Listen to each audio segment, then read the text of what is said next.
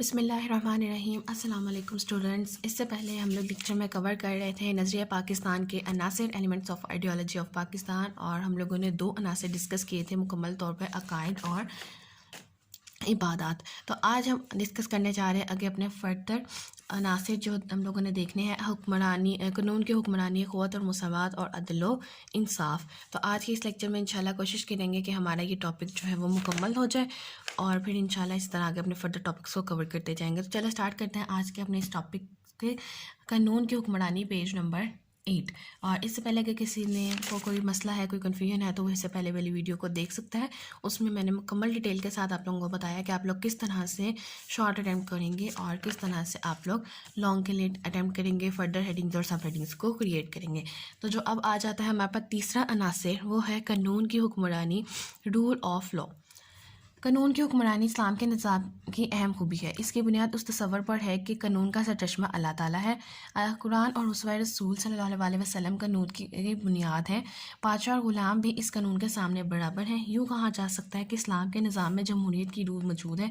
حکمرانوں کو باہمی مشورے کے ذریعے فیصلے کا پابند کر کے جمہوریت کی مہر لگا دی گئی ہے۔ شرط یہ ہے کہ تمام فیصلے قرآن و سنت کی روشنی میں ہوں۔ تو فی الحال اس میں کوئی اتنی امپورٹنٹ چیز نہیں ہے، صرف یہی امپورٹنٹ ہے کہ حکمرانوں کو چاہیے کہ تمام فیصلے جو ہیں قرآن و سنت کی روشنی میں کیے جائیں۔ فورتھ آ جاتا ہے ہمارے پاس اخوت اور مساوات۔ اخوت ہمارے پاس ہوتی ہے بردرہوڈ، اور مساوات ہمارے پاس آ جاتا ہے ایکوالٹی اینڈ بردرہوڈ۔ اسلامی معاشرہ بردرہوڈ کی ہم شروع سے اگزامپل سنتے آ رہے ہیں۔ انصار مدینہ کی، مواقعات مدینہ کی مثال ہم لوگ 4 to 5 کلاس میں، یہ انگلش کے بکس میں سے پڑھنا سٹارٹ ہو جاتے ہیں، تو یہ اس چیز سے تو ہم لوگ بہت زیادہ فیملیئر۔ ایکوالٹی کہ سب کو ایکول رکھا جائے، کسی کو چھوٹا بڑا امیر غریب نہ سمجھا جائے۔ خطبہ حجۃ الوداع کی باتیں جو بھی ہم لوگ 5 to 6 کلاس سے پڑھنا سٹارٹ کر دیتے ہیں، تو یہ بہت ایزی سا ٹاپک ہے، اور اس میں لکھی بھی بہت آسان چیزیں گئی ہیں جس کو سمجھنا اور یاد کرنا اور پڑھنا بہت آسان ہے۔ اسلامی معاشرہ میں اخوت و مساوات کو خاص اہمیت حاصل ہے۔ مدینہ منورہ میں جب اسلامی حکومت قائم ہوئی تو اس میں اخوت اور مساوات مثالی تھی۔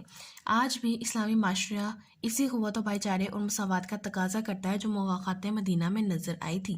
تو یہ وہی چیز جو میں نے آپ کو ایکسپلین بھی کی، تو یہ چیز یہاں پہ انہوں نے لکھی بھی ہے۔ اسلام سے پہلے اس اصول کی شدید کمی تھی اور لوگ ایک دوسرے کے جان کے دشمن تھے، لیکن مدینہ کی ریاست کے وجود سے حضور اکرم صلی اللہ علیہ وسلم نے حقوق العباد پر عمل کرتے ہوئے یتیموں، بیواؤں اور ناداروں پر شفقت کرنے کی تلقین کی۔ آپ صلی اللہ علیہ وسلم نے لوگوں کو زندگی بسر کرنے کا ضابطہ دیا۔ یہ ہمارے پاس امپورٹنٹ ہے کہ آپ صلی اللہ علیہ وسلم نے کس چیز کا ضابطہ دیا تھا، لوگوں کو زندگی بسر کرنے کا، تاکہ لوگ آپس میں محبت سے رہ سکیں اور معاشرے میں بھائی چارے اور مساوات کی فضا قائم ہو۔ آپ صلی اللہ علیہ وسلم نے زکوٰۃ اور خیرات کے نظام کو واضح کیا اور سود کو حرام قرار دیا۔ اب کون کون سی چیزیں واضح کی؟ زکوٰۃ اور خیرات کے نظام کو، اور حرام کس چیز کو قرار دیا؟ سود کو حرام قرار دیا۔ لیکن بدقسمتی سے آج کے معاشرے میں ہمارے پاس لوگ سود کو پریفرنس کرنا سٹارٹ کر دیے، کہ ہمارے حکومت کے حالات اس طرح سے ان لوگوں نے کریٹ کر دیے ہیں کہ جو لوگ ہیں وہ سود کھانے پہ اور سود لینے پہ، اپنے پیسے سود پہ رکھنے کے اوپر جو ہے وہ مجبور ہو گئے ہیں۔ اور یہ چیز ہمیں کلیئر طور پہ کلیئر ٹرمز میں بتائی گئی ہے کہ سود کھانا، اس کی کتابت کرنا، کسی بھی طریقے سے سود لینا ہم پر حرام ہے۔ لیکن پھر بھی آج کے دور میں لوگ سود کو جو ہے وہ سود بہت زیادہ عام ہونا شروع ہو گیا، کیونکہ اسلام میں دوسروں کے استحصال، لوٹ کھسوٹ کی کوئی گنجائش نہیں۔ اچھا جی، اب آگے اخوت کس چیز کا درس دے رہا ہے، یہ وہ چیز ایکسپلین کر رہا ہے کہ اخوت اس بات کا درس دیتی ہے کہ آپس میں برترانہ تعلقات ہونے چاہیے تاکہ کسی کے حقوق چھینے نہ جا سکیں اور نہ ہی کوئی کمزور پر ظلم کرے۔ حضور پاک صلی اللہ علیہ وسلم کا ارشاد ہے کہ ایک مسلمان دوسرے مسلمان کا بھائی ہے، وہ اس کے ساتھ دھوکہ نہیں کرتا اور اس کے ساتھ خیانت نہیں کرتا اور اس کی غیبت نہیں کرتا۔ یہ سنن ترمذی کی حدیث نمبر 2747 ہے۔ تو آپ سے پوچھا بھی جا سکتا ہے کہ مساوات کے اوپر، بردرہوڈ کے اوپر کوئی ایک حدیث تحریر کریں، تو یہ ہمارے پاس اس کا آنسر آ جائے گا۔ آپ صلی اللہ علیہ وسلم نے کینہ اور حسد سے باز رہنے کا درس دیا، لہٰذا مسلمانوں کو چاہیے کہ وہ اتفاق سے رہیں اور ایک دوسرے کی مدد کریں۔ اسلامی معاشرہ میں جہاں قوت اور بھائی چارے کو مقام حاصل ہے، وہاں مساوات پر بھی زور دیا گیا ہے۔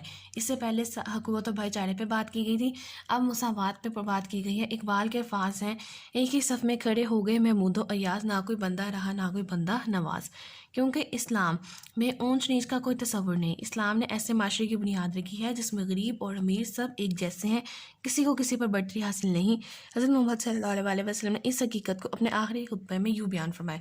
یہ ہمارے پاس بہت امپورٹنٹ شارٹ کوسچن ہے. خطبہ حجۃ الوداع میں کس طرح سے اخوت و بھائی چارے کا درس دیا گیا ہے, اور یہ بھی پوچھا جا سکتا ہے کہ ایک دوسرے پر برتری کے متعلق کیا چیز کے بارے میں کس طرح سے ایکسپلین کیا گیا خطبہ حجۃ الوداع میں, تو یہ بہت امپورٹنٹ ہے. اے لوگوں, بے شک تمہارا رب بھی ایک ہے, تمہارا باپ بھی ایک ہے. تمہارا باپ بھی ایک سے مراد حضرت آدم علیہ السلام.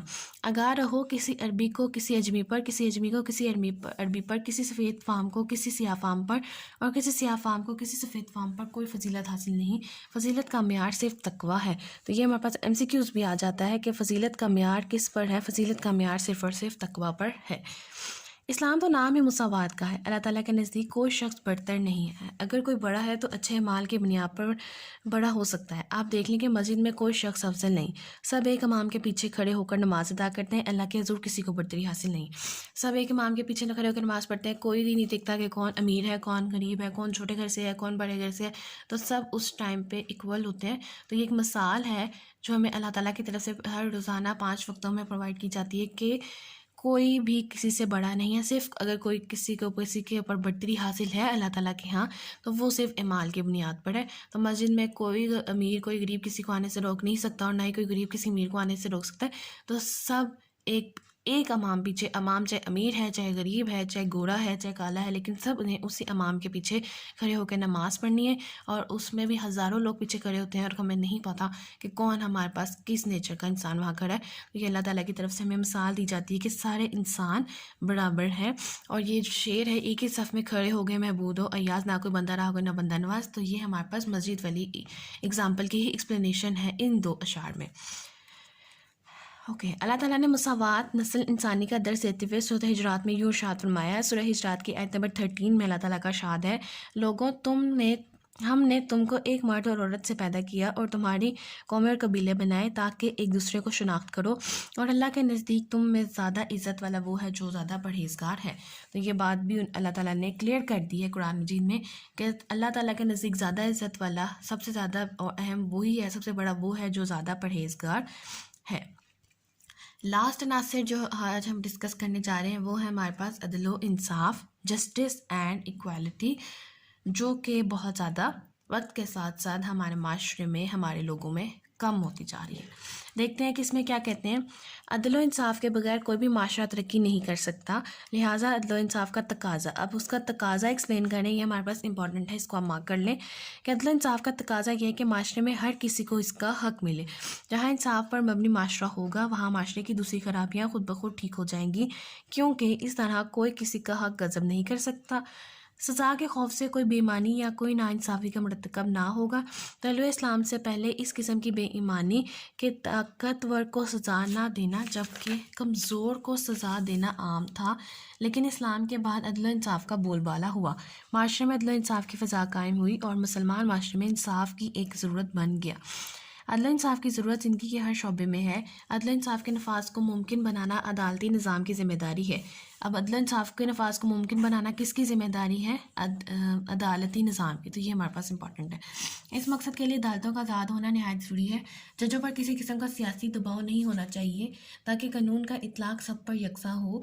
کوئی امیر ہو یا غریب, سزا کے لیے سزا جو ہے وہ سب کے لیے جرم کے مطابق ہونی چاہیے.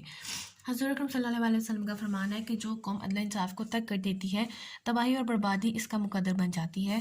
حضور اکرم صلی اللہ علیہ وسلم نے عدل و انصاف کی بہت سی مثالیں چھوڑی جو دنیا کے لیے نمونہ ہے. ایک دفعہ قبیلہ بنو مخزوم کی عورت نے چوری کی اور آپ صلی اللہ علیہ وسلم سے سفارش کی گئی, تو آپ صلی اللہ علیہ وسلم نے ارشاد فرمایا, جو فاطمہ نامی خاتون تھی, وہ والا واقعہ عارض کا ڈسکشن ہو رہی ہے یہاں پہ.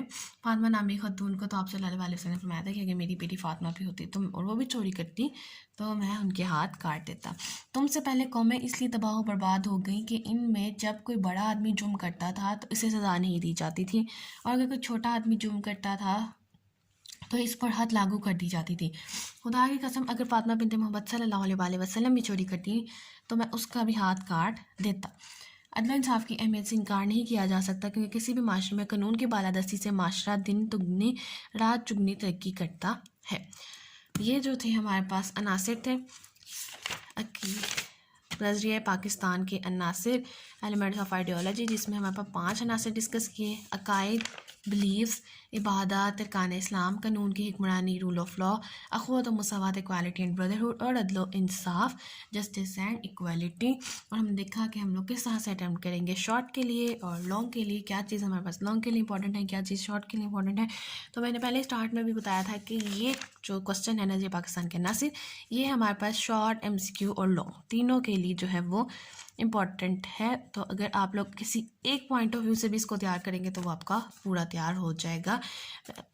اور سائڈ اس کے میں نے آپ لوگوں کو مارک بھی کرا دیے کہ آپ لوگوں کے پاس کیا چیز کس پیراگراف میں سے شارٹ کے لیے آ سکتی ہے اور کیا چیز ہمارے پاس امپورٹنٹ ایم سی کیوز کے لیے پوچھی جا سکتی ہے۔ تو یہ ہمارا جو آج کا ٹاپک ہے، ایک اور ٹاپک چیپٹر نمبر 1 کا کمپلیٹ ہو گیا۔ انشاءاللہ اپنے نیکسٹ لیکچرز میں اپنے آگے فردر ٹاپکس کو ڈسکس کریں گے۔ آگے ہمارے پاس آ جاتی ہے 2 قومی نظریے کی ابتدا اور ارتقاء، جس میں تھوڑی سی ہسٹری آ جاتی ہے، سر سید، علامہ اقبال اور قائد اعظم وغیرہ کو ڈسکس کریں گے تو ہمارا یہ چیپٹر جلدی کمپلیٹ ہو جائے گا انشاءاللہ۔ اور یہاں تک تھا ہمارے پاس آج کا لیکچر، اور مجھے امید ہے کہ آپ لوگوں کو جو ہے وہ سمجھ آیا ہوگا۔ ان کیس کوئی کوائری ہے، کوئی کویسچن ہے، جو کوئی کنفیوژن ہے اس ٹاپک سے ریلیٹڈ یا کسی بھی ٹاپک سے ریلیٹڈ، آپ پوچھ سکتے ہیں۔ اور لاسٹ میں میری اب سب سے صرف ایک ریکویسٹ ہے، کائنڈلی پلیز چینل کو سبسکرائب کیجیے، ویڈیو کو لائک کیجیے اور اپنے فرینڈس کے ساتھ ضرور شیئر کیجیے۔ Thank you.